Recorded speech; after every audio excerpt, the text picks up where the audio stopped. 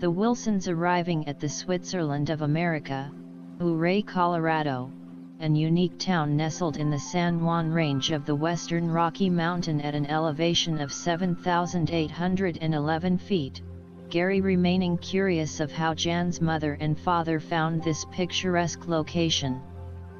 The Wilson family having made prior reservation at the River's Edge Motel, a scant distance from the River Trailer Sanctuary hosting the Murrow's 35-foot fifth-wheel mobile home.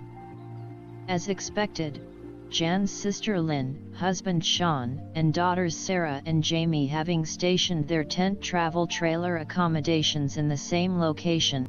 As anticipated, her Aunt Esther and Uncle Charles Terry, having found enrollment at the Matterhorn Inn, a more affluent residency.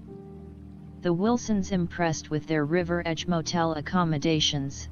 Their spacious upstairs corner room enabled them to descry the rippling sounds of the adventurous Uncompahgre River, and with the room's windows open, its nighttime discharging sound providing a constitutional environment, proclaiming its Colorado presence.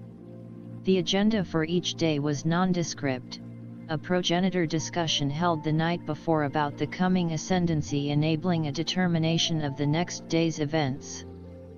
A daily stroll uptown to acquaint the many store exhibitions filled with T-shirts and Ouray memorabilia. Like many scenic wonders, the town dependent on tourists for its livelihood. The Murrows and Wilsons venturing into the old-time photograph shop on Main Street. The opportunity for a meritorious photograph was irresistible. The Wilson family opting to be photographed as a Western formal sitting family of the 1880s, Sandy and Rob enjoying their characterization.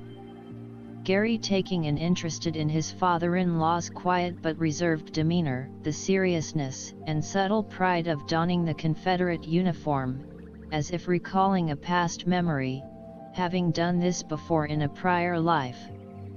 Bud was very much like Gary's dad, sheltering his inner feelings and opinions within.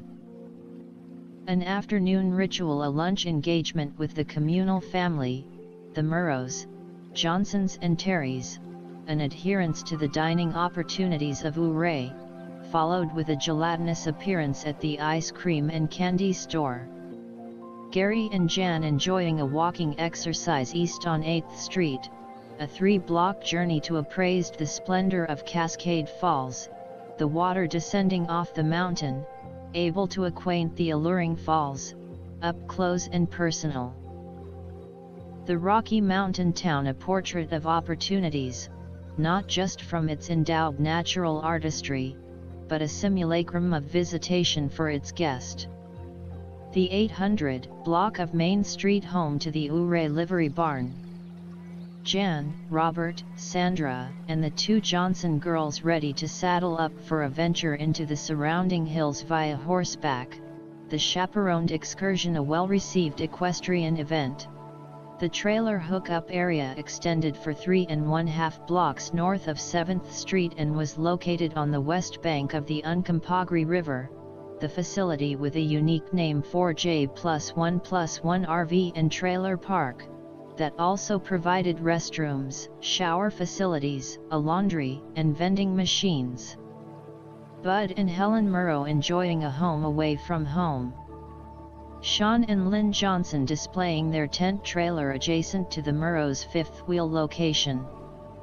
An early morning breakfast could be discovered if the person's timing was good, the Wilson children having commendable morning dietary predication, if not prepared by their Grammy, prepared by their Uncle Sean, whom enjoyed displaying his culinary breakfast talents.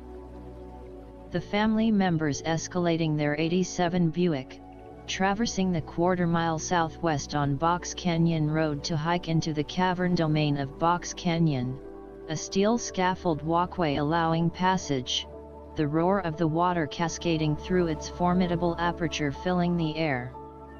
Entering the fall's dominion, a spectral aura could be experienced, the force of the water providing a rebounding intonation of aptitude, a resolution of Mother Nature's ascendancy. One could journey into the cavernous atmosphere of white water pluming through its rock-carved highway, seeking its freedom from containment. Another adventurous location, the Bachelor Syracuse Mine, the pioneering industries of a bygone era, the gold mining enterprise that first brought acknowledgement to the community. The Wilsons, desiring to partake of the 3,350-foot journey on a train tram into the void of solid rock designated as Gold Hill, to their disappointment there was a long waiting list. The miners of yesteryear also were disappointed. They found that most of the mining effort wasn't productive for gold, but discovering a bonanza for another commodity that was inherently abundant, silver. A mile south on Highway 550 was the intersection of County Road 16, which ascended across several streams, raising above the valley below, the entire Murrow-related family assembling for the outing. The area providing stopping points to engage the crystal-clear water, which gently flowed from above, enabling a venue for gathering rocks and weathered wooden artifacts in a vicinity for Robert to engage in a display of his rock climbing ability. The promulgated destination projected and overlooked platforms providing a majestic vista. Below one could view the panorama of Ouray, and the grandiose San Juan Mountains could be ascertained. 12 miles north of Ouray, the community of Ridgeway awaited, its prominence established when the 1969 John Wayne movie, True Grit, and the 1962 epic How the West Was Won with its all-star cast. But its tourism industry expressed predominantly in the winter. Its location at the junction of Highway 550 and 62, the well-traveled avenue to the renowned winter haven of Telluride.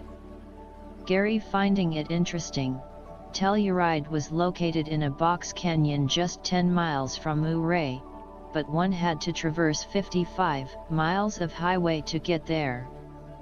The small town, besides being a winter wonderland, is known to the movie industry for the annual Telluride Film Festival, the cinema elite in attendance.